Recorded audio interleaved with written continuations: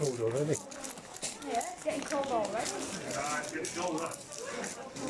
7 degrees today, 2 degrees warmer than your fridge.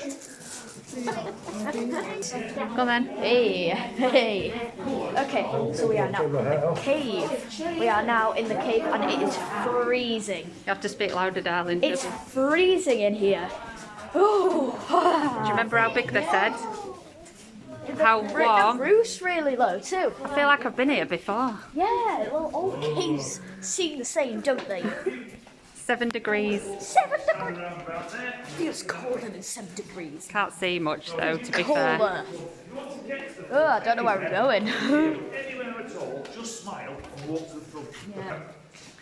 And it's been lived in for a long, long time before the Romans came. We've got evidence, archaeological evidence of the Bronze Age and later the Iron Age people living in here. And they lived up on that shelf up there. And around the back, Lovely. down the back there, where it curls round. So nice. And they only lived in here in winter. It's 7 degrees in here all year round, which is a bit chilly, but it's a lot warmer than an Iron Age winter. Yeah. And the hole in the ground just in front of us there is their fire pit. Yeah. And in there we found the bones of elk and moose and boar and other things. Yum. Wow. And not only did they have it for cooking, it would have given a source of light and heat. It was also scared off the bears and the wolves that were also looking for winter holiday homes at the time. I don't know if you can see anything because it's dark, but you can hear me, right? Yeah. So, we're gonna keep going. It's really interesting. You're gonna hear the tour guide telling you loads of facts, so I'll just hand it over to him, I guess. They're gagging.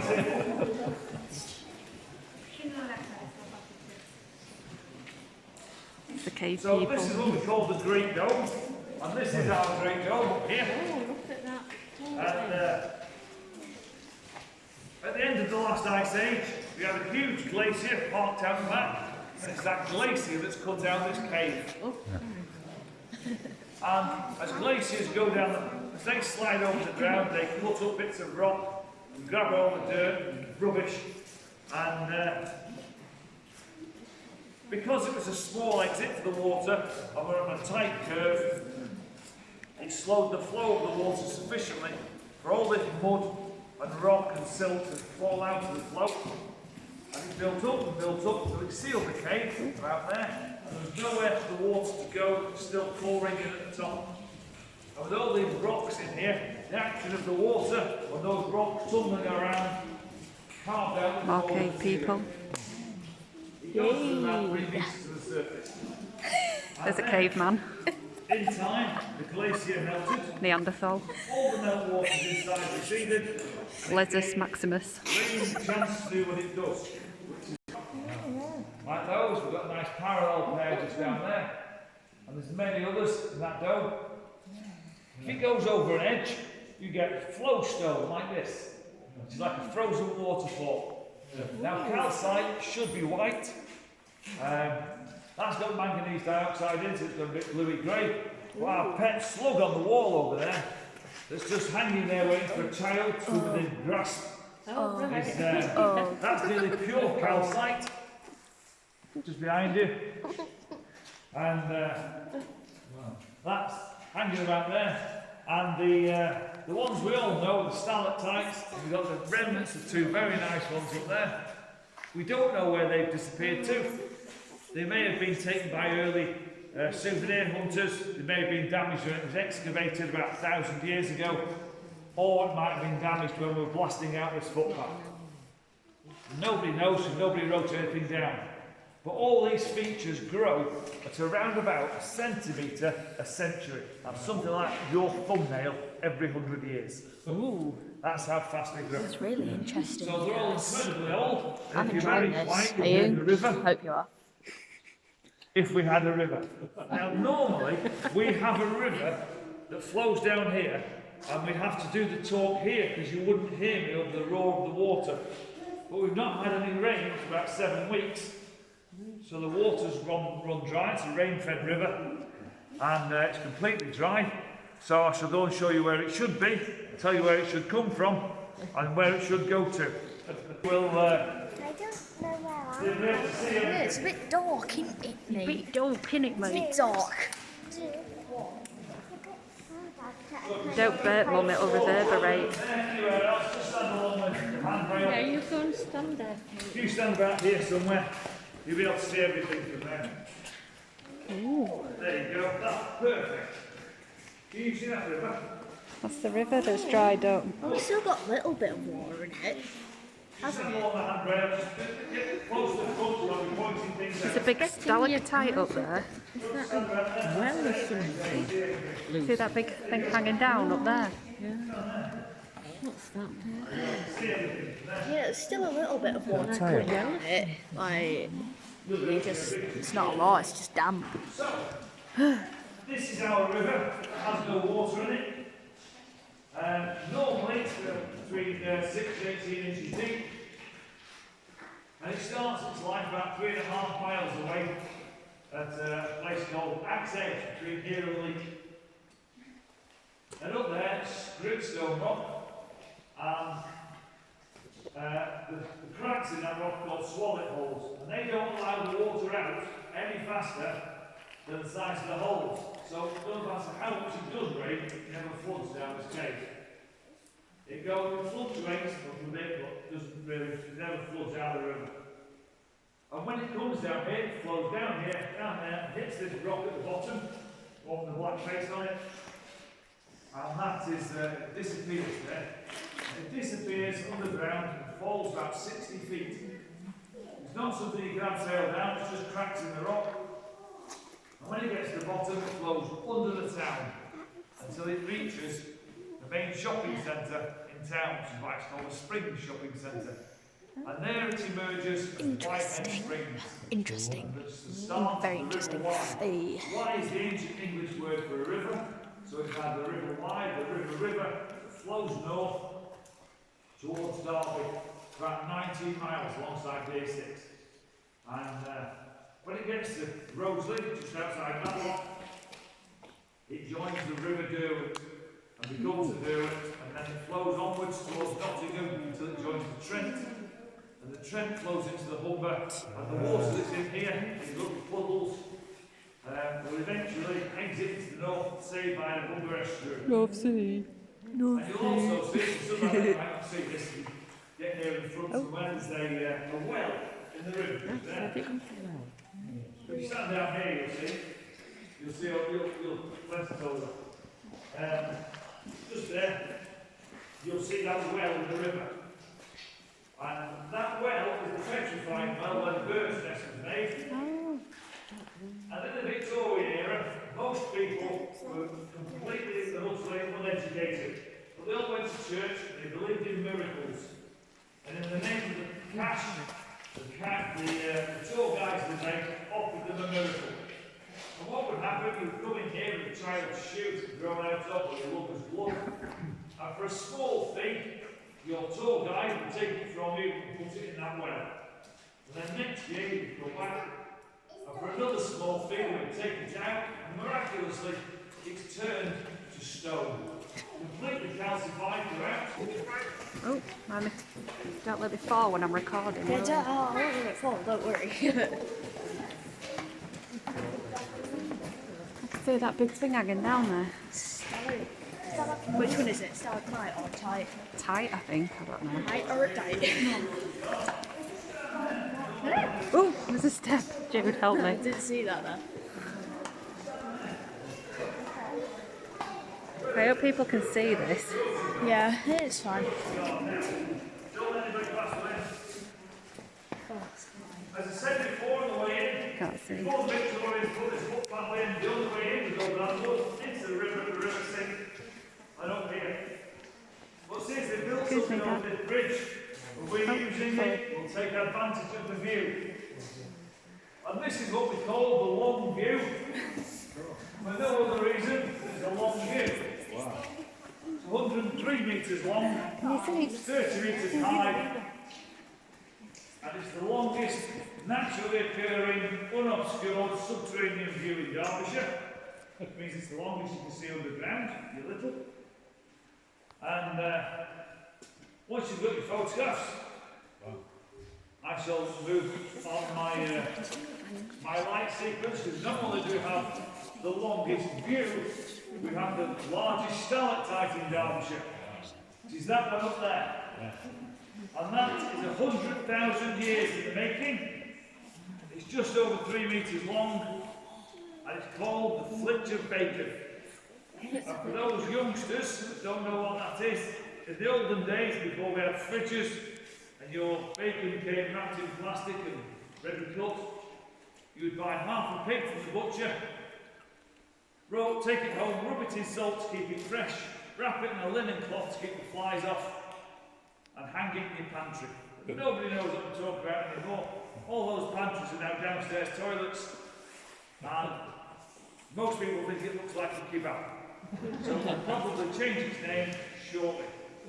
It used to be slightly longer, but early explorers, sometimes before 1850, broke the end off, because when it's dry it shines like it's got diamonds in, and it looks valuable.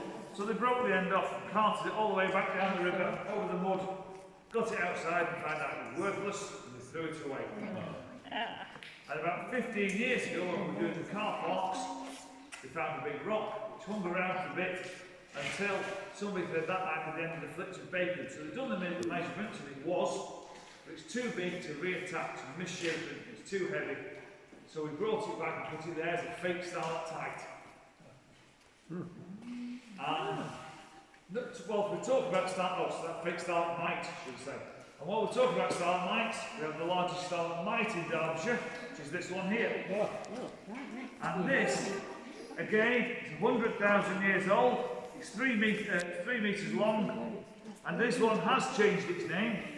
It used to be called the Font, because it was slightly hollow on the top and looked like a baptismal font. It's now got these two characters growing, so we call it the wedding cake.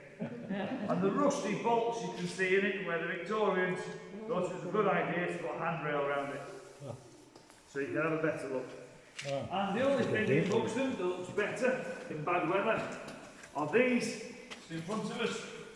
And these are called rim pools, which is funny because there's no water in them yet. But when they are full, they're rather pretty. And when it rains, we have sustained rain over a period.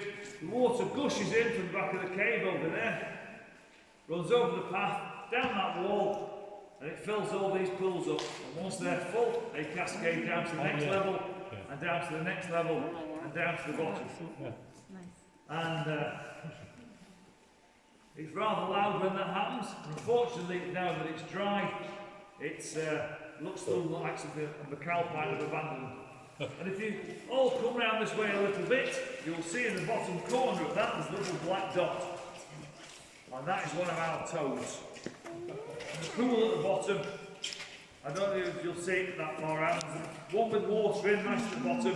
And in the corner of it, there's a black dot. And that is one of our toads. We've got a few toads in the cave. Is that real? And that's one of them. And the only reason that's still got water in, it still has significant drips over it. The whole hillside that we're in is a site of scientific interest, special scientific interest. And the next chamber, doubly so. It's under intense scrutiny from Birmingham University's Geology Department. And it's where we have our unique stalactites and stalagmites. They are loftless Amazing, this is. so they're very young, Crazy, I love it. and they stack up like pancakes, and they're quite brittle because of that reason. Also, what we're actually looking at here is the pollution of 200 to 300 years ago. 200 to 300 years ago, in the 1700s, we were vying with the town of Bath to be a smart town, the rich and famous of the day. And the town's business people were complaining to the Duke that the hillside outside of Buxton was an eyesore. It was an open plan, open cast quarry. It was dirty and noisy, and it was attracting the wrong sorts of people, such as quarrymen. And the Duke, who'd invested so much money in Buxton, who'd on the verge of bankruptcy, agreed with them.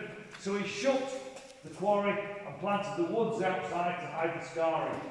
And all the lime ash that was lying around that they couldn't get rid of, nobody wanted, they didn't know what to do with it, so they put it in the deepest quarry pit. They had put soil on top, planted trees and forgot about it. And that quarry pit is right above us now. So we now have thousands and thousands of stalactites. And all the stalactites you see are hollow. They're like drinking straws. They form too fast to get a pour. And all the stalagmites. Now you may have noticed that all these stalagmites have a yellow top. And nobody knows what that is. It's on both sides of the chamber. And nobody knows what it is. Professor John Gunn of Birmingham University has been investigating these, and he's discounted sulphur, iron and decaying biological matter. You can't even see the And the bottom. last I heard, it was Can't even see the thought it bottom. might be It's some crazy. sort of bacteria in the forming of the crystal. But that wouldn't explain Have why you it's on seen the any top. bats here? But again, nobody really knows. And if you want to know why it's called the poached egg chamber, as I come down here, I shall show you these on the floor. And when they're new, you have to come down here a bit. They do look a bit like poached eggs on the floor there. If you can see it, I'll wait till you come round from the back. You just spread out a little bit so the people at the back can see as well. And got this there, we've got these on there. And if you eat fast food, you'll recognise this as the McDonald's egg. The difference is it's got more flavour and more nutrition in this one. And the black ones underneath, and these ones behind me are the ones that people used to touch. And the only reason those are black is the grime from people's fingers. I'm surprised they're black. COVID. I used to work in a school and I brought school children down here for the last 7 years. And I've seen where they stick the fingers when they're on a coach. Ew. And I thought there'd be more green, but there you go.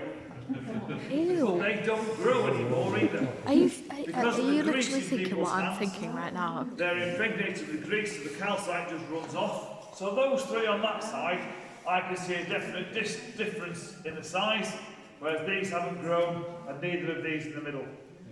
And to show you how tenacious this stuff is on the ceiling, this flooring was put in 2010.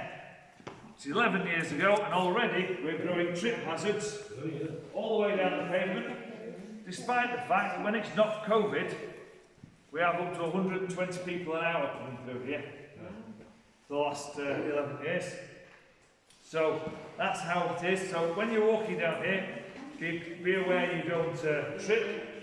And for all those children, I said that William Poole was a big man and nobody wanted to fight him. Well, there's his skull, trapped in the rock forever, screaming in anguish. That's his eye, and his mouth, and his jawbone there. That big face. Just there. And that's the dragon sat his head. Yeah. So, said he was a big man. So, that's why you don't mess around in cage, kids. No, I don't think it is. But as we go further down here, if you look over the railing there, you'll see the only way in is William Poole's cat. There's his cat. That looks like a cat with its fingers. I wonder how Finch is. Oh yeah, I miss Finch. By the way, he's our cat. Do you mind? No, I don't mind. What was that? So if you stand on this side right here, stand on that side, you'll be able to see everything. You stand around there, you see a perfect spot, that one. So if you come up here, if you stand about there, children, you'll be able to see everything at the front. Stand about there. Come on in. Yeah, you can come forwards a bit, let everybody go. If you're little, come up here. Stand about there. Don't go too far up, you'll miss it. You won't be able to see it from up there. So, is that everybody? Yeah? This is what we call the Mary Queen of Scots chamber. And the legend states that Mary Queen of Scots came down this cave. She saw this rock here, which in her day came all the way down to the floor. Wow. and declared it to be the most beautiful thing she had ever seen. What do you think? Well, obviously you met me now, so it's not. But before you met me, was that the most beautiful thing you'd ever seen? Don't worry, everybody agrees with it. It's not that good, is it really? In her defence, she was a prisoner. We didn't let her out very often, and she only had a candle to look at it. Yeah. But I still don't think it's true. I don't think she came down here, and I'll tell you why. Because in her day, there was no footpath. It was a 4-hour crawl for a fit man to get here. Oh. And the reason she came to Buxton so often, she stayed at the Old Hall Hotel, which is now, or was then, the home of the Earl of Shrewsbury. And she came to take the spa waters, which come out of the ground at 27.5 degrees. Not these that come out about 4 degrees. Oh. And the reason she came to Buxton was because she had rheumatism and arthritis, which is something old people get. And I don't know anybody with even mild arthritis or rheumatism that would subject themselves to crawling over 4 hours of sharp rocks and cold water to get here, to look at that, eat my sandwich in the dark to save my candle, and then crawl all the way back out again. I don't think they would have done it. However, this man did. Come this way. You'll see it from there. Let's get down here. That man there is Roland Lockie, London, 1609. Wow. Carved his name. Can you see He that? carved his name in the rock. So You see can I that ask down what there? level would that have been at when he was here? then? Probably at chest height, because this Right, yeah. footpath's quite Yeah. high. So, he did come here. I'll show you again if you stood at the back. And he was a portrait painter. Oh, take a picture. Here you go. You got it? He was a portrait painter of Mary Queen of Scots. And we think maybe he started the rumour. And maybe to an artist, this piece of rock, as he majestically swept the floor, Yeah. looked like an Elizabethan gown, and there's no head on it. By 1609, there was no head on Mary Queen of Scots, because we chopped it off.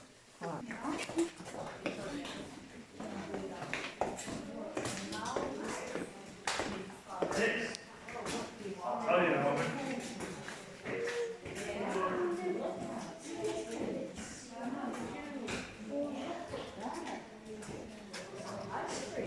If you're little, stand at the front, about here somewhere. Yeah, don't stand there. And you'll see everything. If you stand about here, front that way, you'll be able to see everything. I'm going to point out. You should just about be able to see what I'm showing you. That looks lovely. Stand behind these, we ought to see them. Looks like snow, doesn't it? So, That's a detail of contact. this is what we call the sculpture chamber. And this is a sculpture of William Paul's Last Supper. He liked his cauliflower cheese, his chicken, potatoes, his cheese sauce there. And It's like cloudy with a chance of meatballs, isn't it? when I start pointing things out, Cauliflower. from about here you'll be able to see what I'm pointing out. But what we'll do is we'll let these sit and then we'll cycle around and we'll point it out again. So we're as far as we can go now. We can't go any further. However, it's not the end of the cave.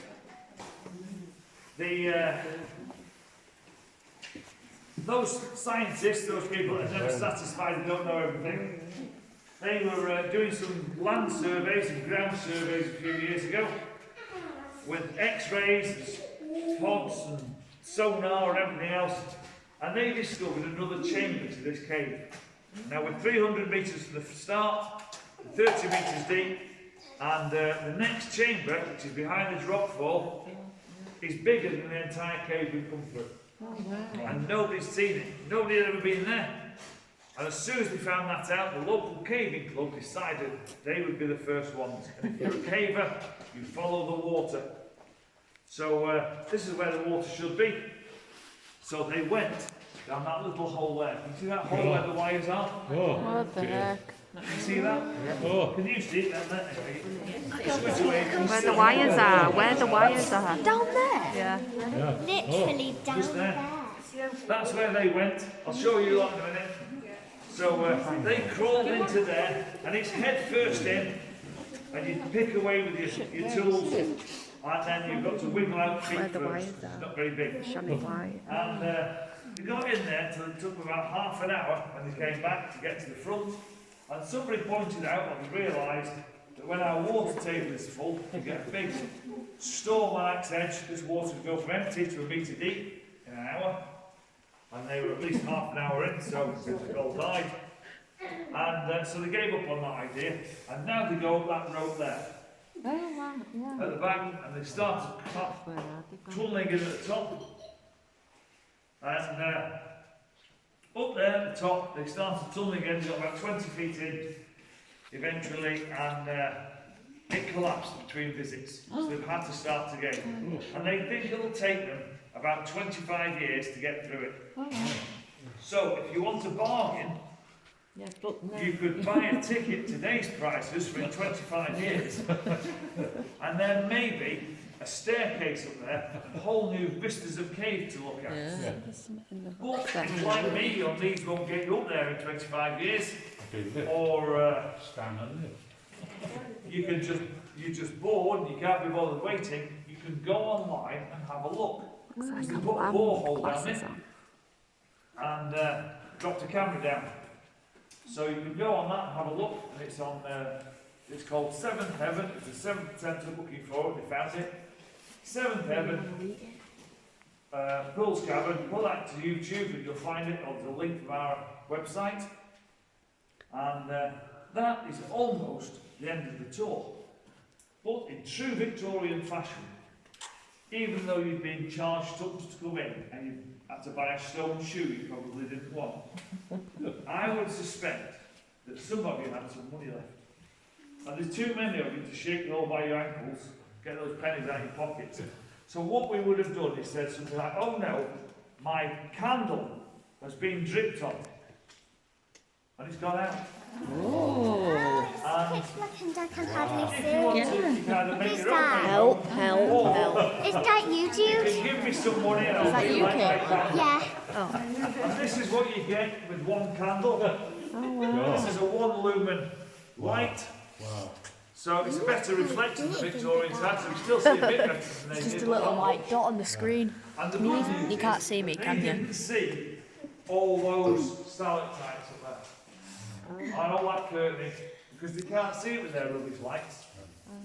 So now they've all survived. All up there, all on the edge, God, all look in. at that. Wow. And to show you what damage the Victorians did, if you look at the very end there, that little bit sticking down, that knobbly bit, that's the Mary Queen of Scots rock. Yeah. And this broken piece here in my light is the other end of the same piece of rock. Wow. Now the flitch of bacon is 100,000 years old, and it's 3 metres. That's about 10 metres. So you're looking at up to 350,000 years of dripping water to make that. And they blew it up so we could look at this fake dinner. Oh, So it's probably not worth the money. no. But on the upside, when it's raining, I don't have to get wet 4 times a day coming to that tunnel. So This is always like an upside. really cool though. I mean, So- we're almost done now, but it's That is really the end of good. the tour. So if you've liked it, put it on YouTube, on TripAdvisor, my name's Ron. If you didn't, put it on there anyway, my name's James. But if we just cycle around so everybody can see, but don't go away, and I want all the children at the front when you understand, round about. Oh, it is weird coming out into the warm, isn't it? Bye. Thank you for joining me on my tour through the Paul's Cavern. Well, please, I hope you enjoyed the video. Please like and subscribe. And yeah, I hope you've enjoyed it, and I definitely have. Caitlin has here. He kept the one while he was talking, he was just asking me. Yeah, so thank you for watching, and I will see you tomorrow for our last day of the holiday. Goodbye. Bye.